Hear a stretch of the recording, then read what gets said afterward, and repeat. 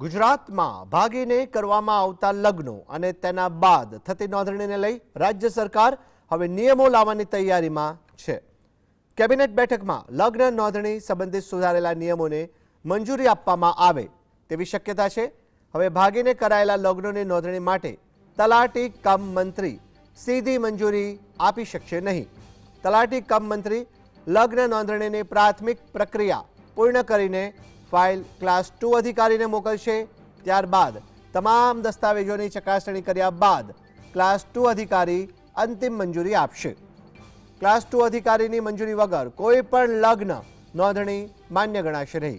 नवा नियमों में वधु एक महत्वपूर्ण जोगवाई उमेरवामां आवी छे।